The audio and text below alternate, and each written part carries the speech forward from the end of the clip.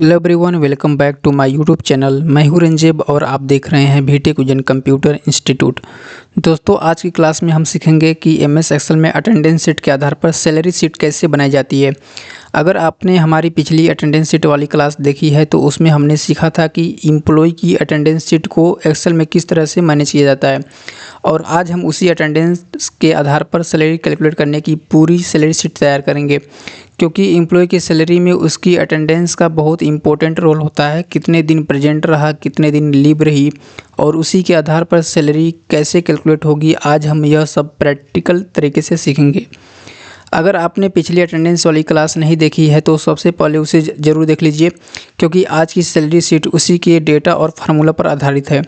और अगर आपने पिछली क्लास देख रही है तो आज की क्लास आपके लिए रिवीजन के साथ एक प्रैक्टिकल प्रोजेक्ट की तरह काम करेगी। तो वीडियो को ध्यान से देखिए और साथ साथ अपने कंप्यूटर या लैपटॉप पर प्रैक्टिस जरूर कीजिए। अगर वीडियो हेल्पफुल लगा तो वीडियो को लाइक, कमेंट एंड शेयर जरूर करें। तो चलिए दोस्तों, शुरू करते हैं आज की प्रैक्टिकल एमएस एक्सेल की सैलरी शीट क्लासेस। तो पिछली क्लास में मैं बताया था किस तरीके से आप अटेंडेंस शीट कैसे क्रिएट करते हैं, और आज की हम क्लास में सीखेंगे इसी अटेंडेंस शीट के आधार पे मैं किस तरीके से सैलरी शीट को मैनेज किया जाता है। क्योंकि सैलरी शीट अटेंडेंस के आधार पर ही होता है, और अटेंडेंस शीट का बहुत बड़ा योगदान होता है सैलरी शीट में। क्योंकि कितने दिन प्रेजेंट रहा, प्रेजेंट के आधार पर ही किसी भी कंपनी में किसी भी एम्प्लॉय को सैलरी यानी तनख्वाह दिया जाता है।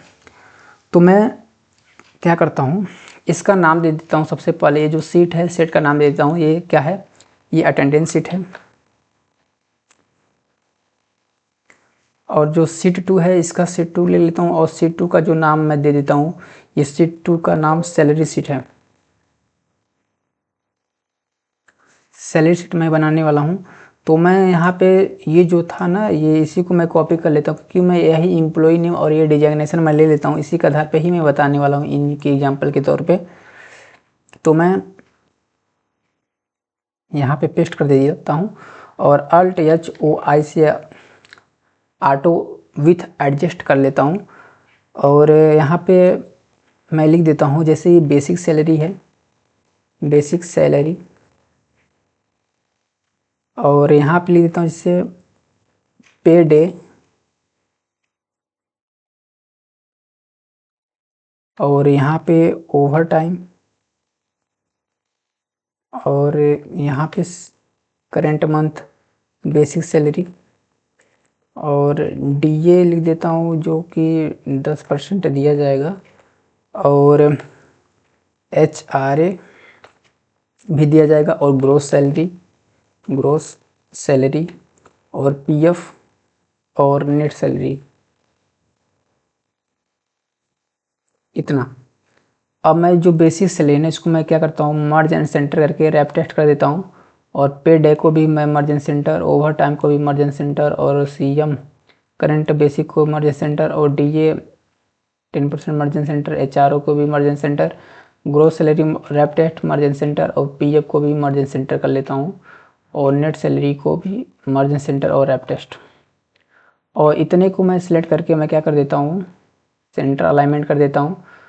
और इन सब का मैं बेसिस सैलरी डिसाइड कर देता हूँ। जैसे ये अमन शर्मा का जो बेसिस सैलरी होगा मैं डाल देता हूँ कि ये 40,000 होगा इनका, और इनका 32,000, और इनका 25,000, 28,000, 16,000, 14,000, और 24,500, 33,000, और 38,000। मैं इन सब का सैलरी डिसाइड कर दिया। और ये ओवर टाइम ले लेता हूँ। जैसे ये ओवर टाइम जैसे ले लिया यहाँ पे 2, 5, 2, 3, 7, 8, 2, 4, 6, मैंने ओवर टाइम दे दिया। अब मैं क्या करता हूँ, ये जो है ना, इन सबको सेलेक्ट करता हूँ, और मैं इन सबको फॉर्मेटिंग कर देता ताकि और भी सुंदर दिखे ये मेरा डेटा जो है सैलरी शीट का। तो मैं अल्ट ओ ए करता हूँ, अल्ट ओ ए, ऑटो फॉर्मेट आ जाता है। और मैं यहाँ पे देखता हूँ कोई अच्छा फॉर्मेटिंग, ये देख लेता हूँ फॉर्मेटिंग। तो ये ऐसा आ गया, कोई दिक्कत नहीं है। मैं क्या करता हूँ, ये जो पेड है ना इसको मैं हटा देता हूँ।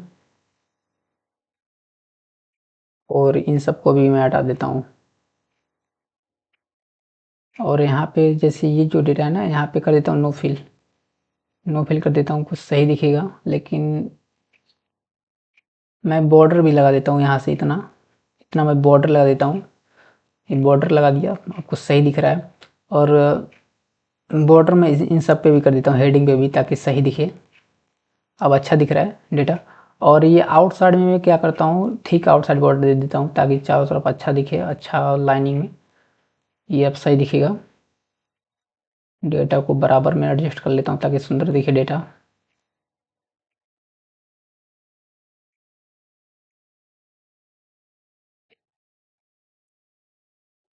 चलिए देखिए, अब मुझे अटेंडेंस शीट के आधार पर क्या करना है, सैलरी शीट निकालना है। सैलरी निकालना है, तो मैं यहाँ पे सैलरी शीट ले लेता हूँ।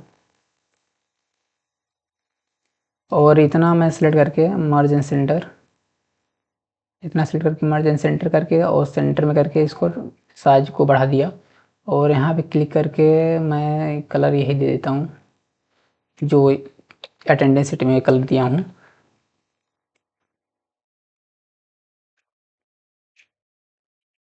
अब यहाँ पे जैसे मुझे पेड निकालना है, पे डे का, सॉरी ये पेड डे हो गया, पे डे करना था। पे डे, पे डे मतलब कितने दिन ये प्रेजेंट हुए उसके आधार पे पे डे तो कैसे निकलेगा। जैसे यहाँ पे पे डे है ना, यहाँ पे इन सब का अटेंडेंस के आधार पे, अमन शर्मा का, बाकी लोग का भी। तो मैं यही पे डे यही सेम लेता हूँ। कैसे आएगा, मैं चाहता हूँ यहाँ पे पे डे ये वाला आ जाए। तो कैसे करूँगा, और यहाँ पे अगर कुछ चेंज हो कल को या इन फ्यूचर में कुछ चेंजेस हो, जैसे यहाँ पे 30 से 28 हो जाए, तो यहाँ भी ऑटोमेटिक 28 हो जाए। तो मैं इक्वल टू करूँगा और यहाँ पे 30 पे क्लिक करके इंटर कर दूंगा और बाकी को ड्रैग कर दूंगा। देखिए सबका आ गया ना। अगर मैं यहाँ पे गलती से 30 करता हूँ तो देखता हूँ यहाँ पे 30 आया कि नहीं। देखिए यहाँ पे 30 आ गया। अगर मैं कंट्रोल जेड करता हूँ, 31 था पहले स्टार्टिंग में, तो देखिए यहाँ भी 31 आ गया। इसलिए मैं यहाँ पे वो पेड इक्वल टू करके लिया, ताकि कल को इन फ्यूचर में कुछ चेंजेस हो तो यहाँ भी चेंजेस हो। क्योंकि अगर यहाँ चेंजेस होगा, इफेक्ट किस पे आएगा, तो आपका करंट बेसिक सैलरी पे आएगा, DA, HRA, gross salary, PF, net salary.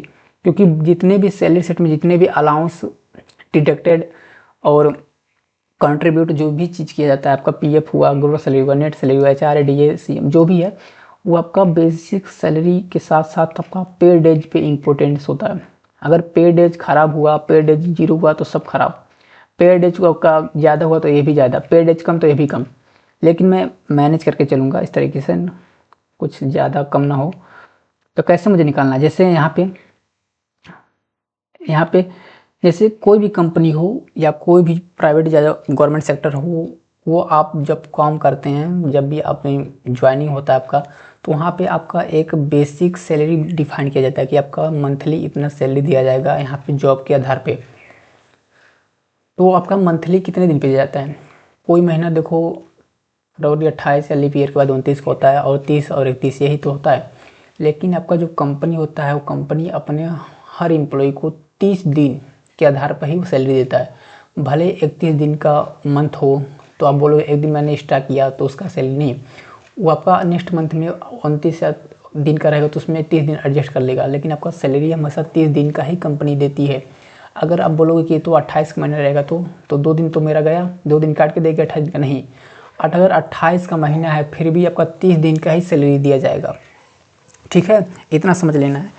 यानी कुल मिला जुला कर कंपनी आपको 30 दिन के बाद ही सैलरी डिफाइन करती है, और 30 दिन का सैलरी ही देती है। भले आपका टाइम पीरियड अलग कर दे, 30 दिन के बाद आपका एक महीने 7 तारीख को, 8 तारीख को, 15 तारीख को या 1 तारीख को सैलरी मिलती है, लेकिन 30 दिन के बाद ही सैलरी डिफाइन करती है कोई भी कंपनी हो।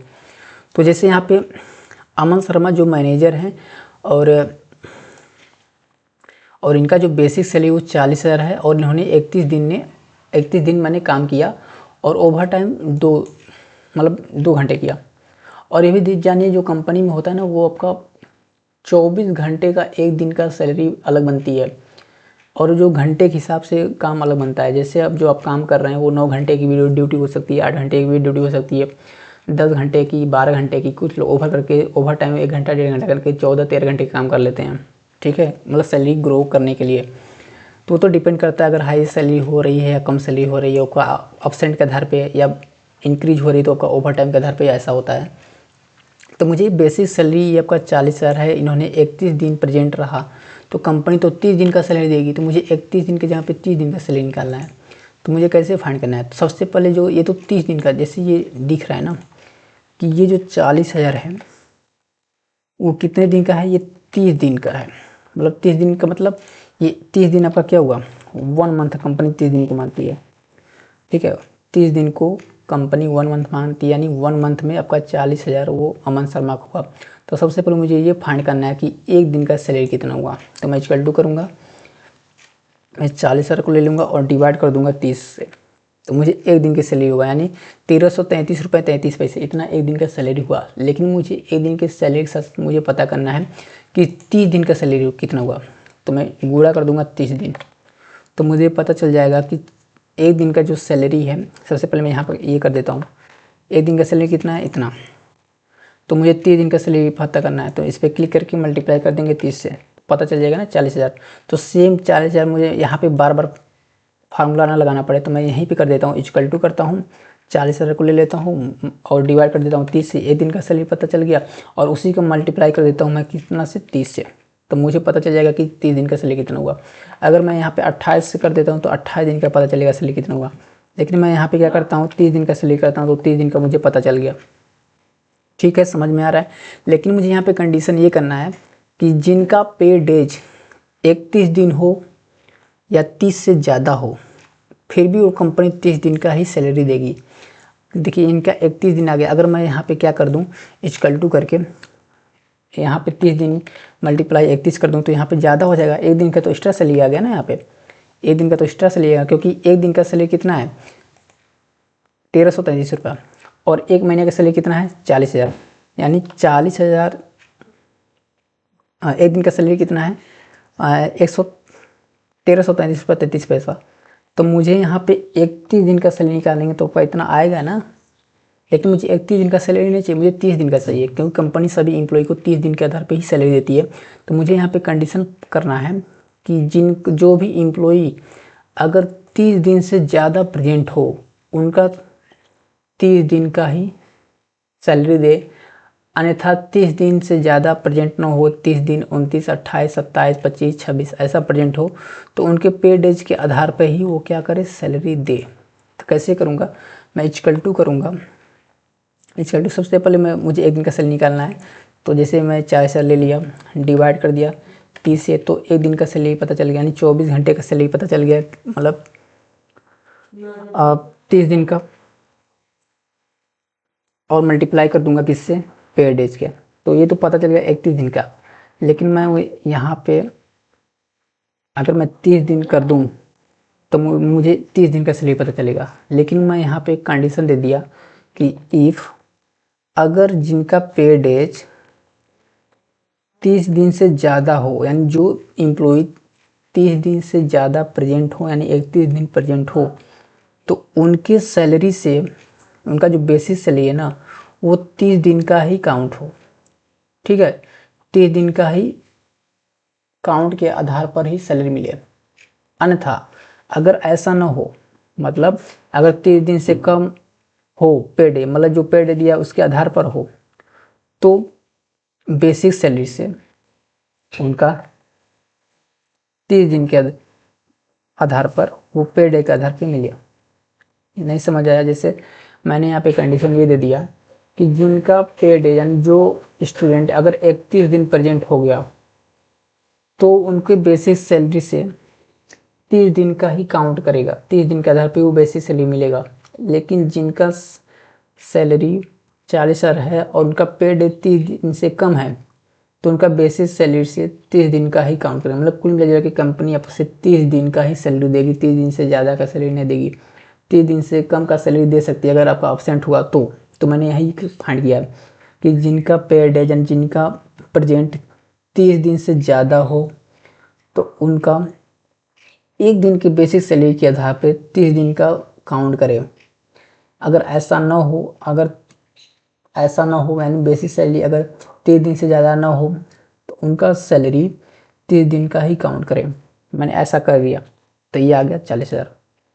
ठीक है, अगर मैं ऐसा नहीं करता, अगर मैं यहाँ पे कंट्रोल प्लस कर लेता, अगर मैं ऐसा कर लेता, तो अगर मैं ये कहता चलो ठीक है, मैं इस पर क्लिक करता, डिवाइड कर देता, एक दिन का सैलरी निकल जाता, फिर यहाँ पे मल्टीप्लाई कर देता किससे, पेड डेज से। ये तो ज़्यादा आ गया, इसका तो ठीक है, लेकिन देखिए इसका ज़्यादा आ गया और इसका ज़्यादा आ गया और इसका ज़्यादा आ गया। मैं इसको हाईलाइट कर देता हूँ यहाँ पे येलो कलर से। देखिए ये 31 तारीख आ गया, देखिए इसका तो ज़्यादा आ रहा है ना, इसका तो इस आना चाहिए था इतना, लेकिन ज़्यादा आ रहा है, ज़्यादा आ रहा है ना। देखिए इसका 40 आना चाहिए, लेकिन आ रहा क्या है, 41,333 रुपये 33 पैसा। इसका आना चाहिए था 16,000, लेकिन आ रहा है 16,533 रुपये 33 पैसा। इसका आना चाहिए 38,000, लेकिन आ रहा है 39,266 रुपये 67 पैसा। इसलिए बेसिज आ जा रहा है, ज़्यादा आ जा रहा है। तो मुझे ज़्यादा नहीं करना है, मुझे इक्वल करना है, कंपनी की बेस पे करना है, ठीक है। तो मैं यहाँ पे क्या करता हूँ, कंट्रोल माइनस से इसको हटा देता हूँ, और ये जो है ना, इसका मैं कलर बिल्कुल पहले की तरह कर देता हूँ, यहाँ पे नो कलर,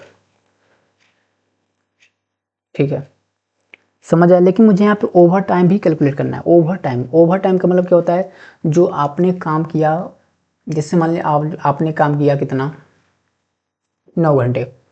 9 घंटे एक एग्जाम्पल के तौर पर रखता हूँ, शायद आपका 10 घंटे का होगा, 8 घंटे का होगा, 12 घंटे का हो, तो आप जानते होंगे कौन सी कंपनी क्या काम करते हो उसके आधार पे हो। लेकिन मान लीजिए एग्जाम्पल तो मैं 9 घंटे लेता हूँ, तो यहाँ पे 9 घंटे के लिए कैसे करूँगा। 9 घंटे के लिए जैसे फॉर एग्जाम्पल आपने यहाँ पे 9 घंटे के लिए कैसे करेंगे, जैसे मैंने बोला कि आपका मंथली सैलरी कितना है, 40,000 है, ठीक है।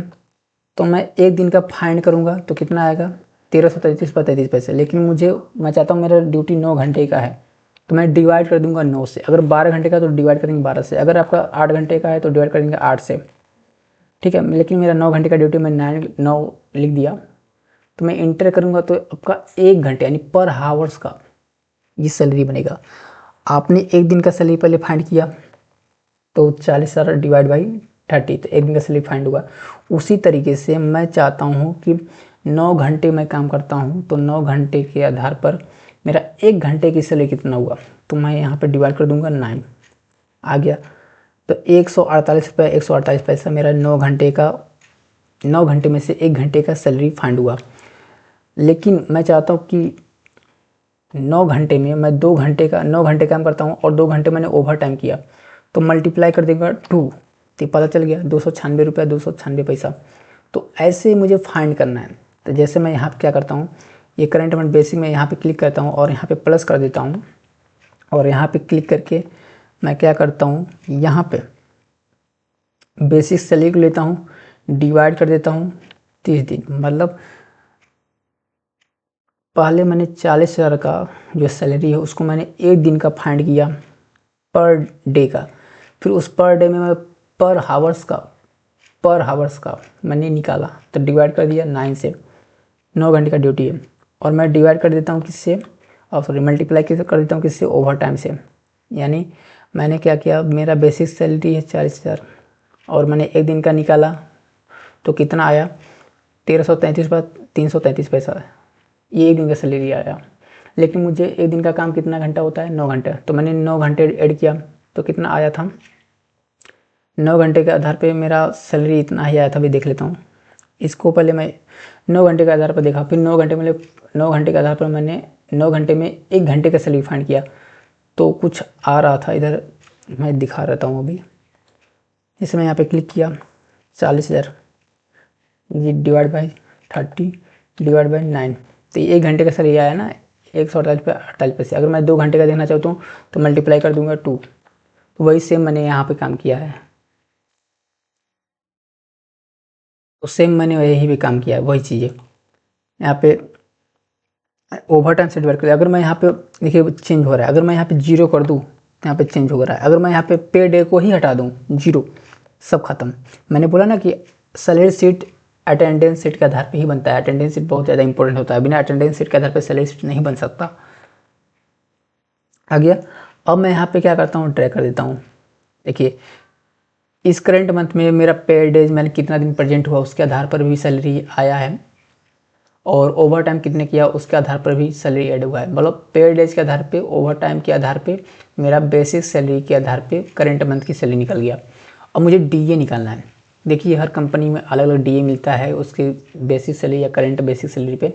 तो मेरा जो डीए है ना वो आपका करंट बेसिक सैलरी पे है, तो मैं इस पर क्लिक करता हूँ और मल्टीप्लाई कर देता हूँ 10% से और इंटर कर देता हूँ। तो ये डीए निकल गया 4000 और यहाँ पे ड्रैग कर देता हूँ और यहाँ पे एचआरए निकालना है। एचआरए देखिए मैं कंडीशन के आधार पे दूंगा एचआरए। एचआरए कैसे निकलेगा, मैं यहाँ पे जाता हूँ कंडीशन को दे देता हूँ एचआरए निकालने के लिए। मैं जैसे यहाँ पे लिख देता हूँ एचआरए और यहाँ पे लिखता हूँ जैसे manager, TL, HR, sales, junior manager, ये मैंने दे दिया। और यहाँ पे इसको मार्जिन सेंटर कर लेता हूँ और इसका जो कलर है पिंक कर लेता हूँ। पिंक फिल में जाता हूँ और यहाँ पे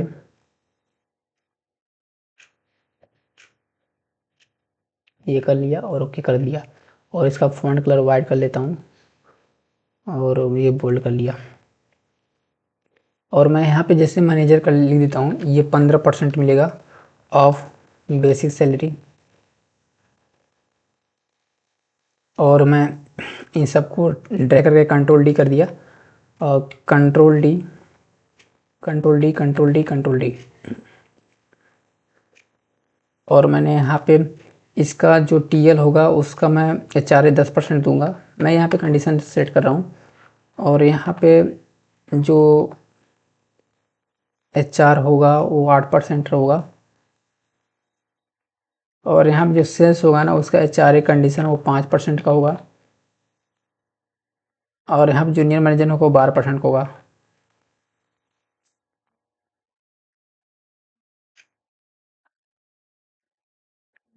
और यहाँ पे सेट करके मैं अल्ट एच बी ए कर देता हूँ, Alt H B all border.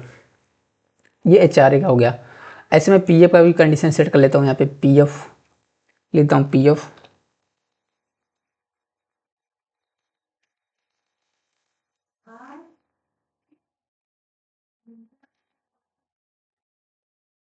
और यहाँ पे लिख देता हूँ if salary is less than 15,000। जिसका भी सैलरी 15,000 से कम रहेगा उनको 12% डीए मिलेगा, मतलब पीएफ में डीए दिया जाएगा 12% ऑफ बेसिक सैलरी से प्लस डीए से। अन्यथा आपका अगर 15,000 से ज़्यादा रहेगा तो आपको मिलेगा 12% ऑफ 15,000। ये मैंने यहाँ से इसको सेलेक्ट करता हूँ मार्जिन सेंटर और यहाँ पे जाके ब्लैक कर देता हूँ और यहाँ पे बोल्ड करके यहाँ पे वाइट कर देता हूँ। और इन सबको सिलेक्ट कर, जैसे इसको भी सिलेक्ट करके मैंने margin centre margin centre margin centre और इसको भी मार्जिन सेंटर। और यहाँ पे जो कलर है वो पिच कलर कर देता हूँ और यहाँ पे थिक आउटसाइड। ठीक है, ये मैंने कंडीशन दे दिया, अभी आपको बताऊंगा। यहाँ पे कंडीशन मैं दिया कि एचआर, अगर एचआर होंगे तो उनको 8% ऑफ बेसिक सैलरी से क्या मिलेगा, एचआर मिलेगा। अगर वो मैनेजर है तो 15% मिलेगा बेसिक सैलरी से। अगर वो सेल्स है तो 5% मिलेगा बेसिक सैलरी से। अगर वो जूनियर मैनेजर है तो उनको एचआर कितना दिया जाएगा, 12% बेसिक सैलरी से। जैसे कंडीशन कितना आ रहा है, 1 2 3 4 5, 5 कंडीशन आ रहा है ना, तो यहाँ पे 5 इफ लगेगा, मतलब आपका नेस्टेड इफ लगेगा। जैसे मैं यहाँ पे 2 तरीका बताऊंगा, एक इफ से लगा सकते हैं, एक इफ से लगा सकते हैं। जैसे मैं यहाँ पे पहले इफ से लगाऊंगा। जैसे मैं यहाँ पे कंट्रोल प्लस करता हूँ और मैं यहाँ पे कंट्रोल आर कर लेता हूँ और यहाँ पे क्लिक करके मैं इफ फार्मूला यूज करूँगा और यहाँ पे सेलेक्ट करके मैं इफ्स फार्मूला यूज करूँगा। दोनों में डिफरेंट आएगा। जैसे यहाँ पे मैं क्लिक करके जैसे लगाता हूँ इफ, टाइप करता हूँ टैब, अगर मैं लगाता हूँ अगर डिजाइनेशन, अगर ये मैनेजर होंगे, अगर ये मैनेजर होंगे अगर ये मैनेजर होंगे तो मैनेजर का बेसिक सैलरी में 12%, अगर मैनेजर होंगे तो मैनेजर के सामने का बेसिक सैलरी का 15% दिया जाएगा HRA, ठीक है, 15%। कामा फिर से इफ लगाता हूँ, अगर वह क्या होंगे, अगर वो टीम लीडर होंगे या टीएल होंगे कामा वैल्यू ट्रू में, तो उनका बेसिक सैलरी का 10% दिया जाएगा क्या, HRA, कामा इफ अगर वो डिजाइनेसर अगर HR होंगे तो HR को बेसिक सैलरी से कितना परसेंट दिया जाएगा, HRA, तो 8% दिया जाएगा HRA, कामा इफ्स अगर डिजाइनेशन में अगर सेल्स होंगे तो सेल्स के लिए HRA दिया जाएगा 5%, कामा फिर से लगाते हैं, अगर डिजाइनेशन अगर जूनियर मैनेजर तो उनको बेसिक सैलरी से कितना परसेंट HRA दिया जाएगा, 12%। एक बात ध्यान रखना है, जो भी आप यहाँ पे कंडीशन देंगे लॉजिकल टेस्ट में, वो आपका स्पेलिंग सही होना चाहिए जो आपका डेटा में दिया गया है। अगर इसमें से डेटा में मैच नहीं करता है ये स्पेलिंग जो लिखे हैं, तो आपका सही आंसर नहीं आएगा, इतना ध्यान देना है। कामा लॉजिकल वैल्यू इज फास्ट में क्या देंगे, अगर जूनियर मैनेजर के यहाँ पे बाकी सब ना मिले तो आपका क्या है, 0 आए, ब्रैकेट बंद। अब देखिए यहाँ पे ब्रैकेट कितने बार बंद करेंगे, जितने बार इफ लगाया, जैसे 1 bracket 2 bracket 3 bracket 4 bracket 5 bracket, 5 बार बंद करेंगे, 1 2 3 4 5, इंटर किया, ये आ गया 6000 और यहाँ पे ड्रैग कर दिया। अब हमको इफ से निकालना है, यहाँ पे 5 इफ लगाए ना, तो 5 इफ को हटा करके मैं इफ्स एक ही फार्मूला यूज करेंगे, बाकी सब कंडीशन काम कर देगा। जैसे मैं यहाँ पे लगाता हूँ इफ्स लॉजिकल टेक्स्ट, अगर यहाँ पे मैनेजर हो तो उनका बेसिस सैलरी का 15% HRA दिया जाएगा, कामा अगर डिजाइग्नेशन अगर टीम लीडर हो तो बेसिस सैलरी का HRA दिया जाएगा 10%। अगर डिजाइग्नेशन HR हो तो बेसिस सैलरी कितना दिया जाएगा, 8%। अगर डिजाइग्नेशन सेल्स हो तो उनका बेसिस सैलरी का कितना दिया जाएगा, HRA 5%। अगर डिजाइग्नेशन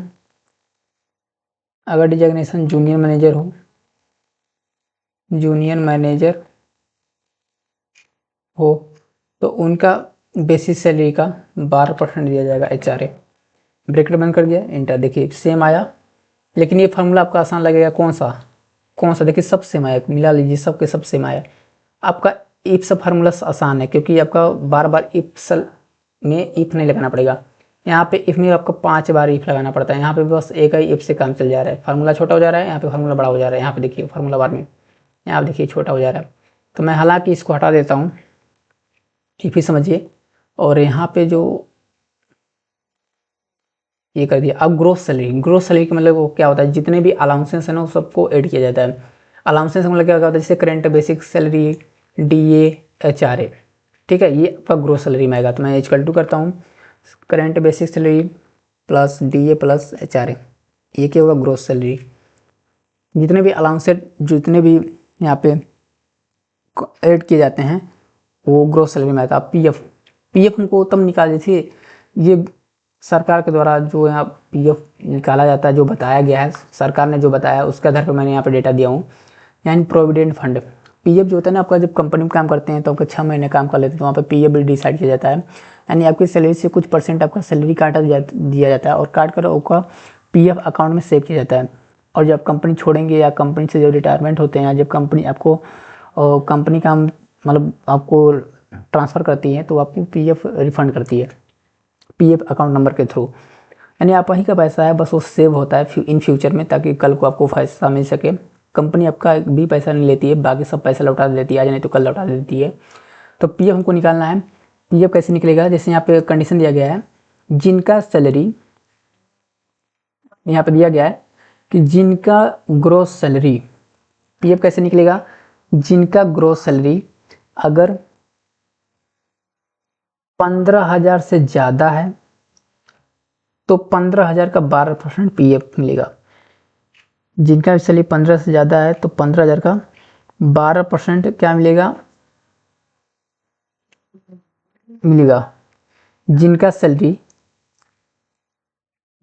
जिनका भी बेसिक सैलरी 15,000 से ज़्यादा हो उनको 12% मिलेगा 15,000 का, और जिनका सैलरी 15,000 से कम है तो उनको पीएफ मिलेगा बेसिक सैलरी प्लस डीए का कितना परसेंट, 12%। यानी जिनका सैलरी 15,000 से कम हो तो उनको बेसिक प्लस डीए का 12% मिलेगा पीएफ, अन्यथा 15,000 से ज़्यादा है तो उसी 15,000 का 12% मिलेगा पीएफ। कैसे, तो मैं इफ से बता देता हूँ।